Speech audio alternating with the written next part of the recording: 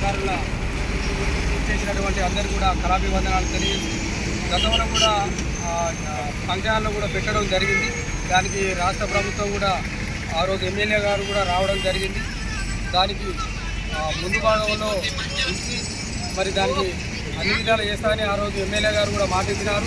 అదేవిధంగా మరి గత 10 ఏళ్ళ మా ఉద్యమ కళాకారులు మరి చాలా పోరాటాలు చేసాము, చాలా ఎన్నో కష్టాలు పడ్డాము, ఎన్నో నిరాహార దీక్షలు చేసాము. అయినా కొంతమంది ఉద్యోగాలు ఇచ్చినారు. అప్పుడు అసలు ఏ కళాకారులకు ఉద్యోగాలు ఇచ్చి ఈరోజు మమ్మల్ని అందరినీ రోడ్న పడేసిన పరిస్థితి ఉండే ఆ రోజు గత ప్రభుత్వం.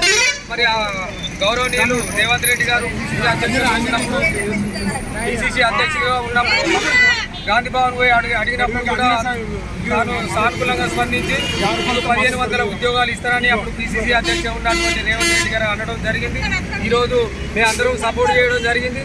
ఆ రోజు తెలంగాణ కోసం ఎట్లయితే ఉద్యమం చేసినామో ఈరోజు కాంగ్రెస్ పార్టీ కూడా అదే పని చేసినాం. కాబట్టి మరి ఇప్పుడు మీరైనా గుర్తించి మాకు తప్పకుండా ఇంకా కొన్ని ఉద్యోగాలు కల్పించి మిగతా కళాకారులను ఆదుకోవాలని కోరుకుంటున్నాం.